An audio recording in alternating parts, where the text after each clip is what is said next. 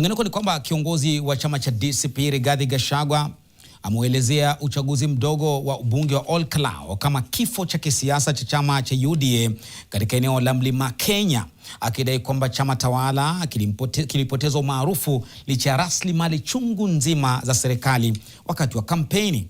Akizungumza mjini Ol Kalou, Gachagua alisema kwamba uchaguzi huo umeashiria mabadiliko makubwa ya kisiasa katika eneo hilo na kutabiri kwamba basi Rais William Ruto atahudumu kwa muhula mmoja pekee, anavyoarifu mwanahabari wetu Margaret Kimathi kutoka huko Mlimani.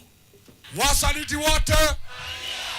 Mamia ya wakaazi walijitokeza na kufurika kando kando ya barabara pamoja na vituo mbalimbali vya biashara katika eneo bunge la Ol Kalou Ijumaa, huku chama cha DCP kikifanya ziara ya kutoa shukurani kufuatia ushindi mkubwa wa mgombea wake Sami Kamau Ngodho katika uchaguzi mdogo wa ubunge. Akizungumza katika vituo mbalimbali vya ziara hiyo, aliyekuwa naibu rais Rigathi Gachagua aliwashukuru wakazi wa Ol Kalou kwa kile alichokitaja kuwa uungwaji mkono usioyumba wa chama chake na kusisitiza kuwa DCP imemega posho ya UDA Mlimani.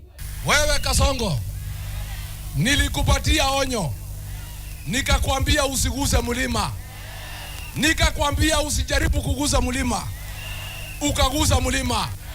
Ona ile aibu umepata jana, na bado tunakungojea mwaka ujao. Tunangoja wewe mwaka ujao.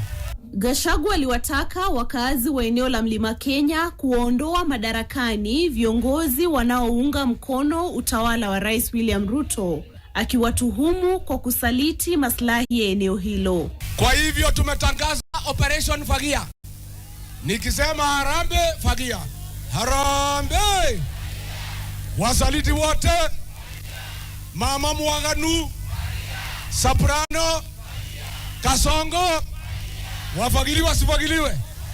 Viongozi wengine wa DCP waliohudhuria hafla hiyo pia walilaumu serikali ya Rais William Ruto kwa matukio ya vurugu yaliyoripotiwa wakati wa uchaguzi mdogo. Iko watu wengine wanaweza confuse, waseme hiyo kura 5,000 ilipatiwa huyo tulikuwa tunashindana na yeye, ni Kasongo alipewa. Wacha nikueleza Your Excellency, hiyo kura tulipatia huyo kijana kwa sababu ni wa nyumbani, asitoke bure. Ingekuwa Kasongo ni 0.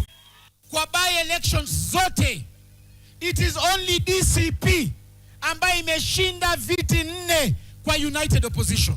Na leo tunasema waruhusu Rigathi Gachagua apeperushe bendera ya United Opposition. Kasongo Margaret Kimathi, NTV.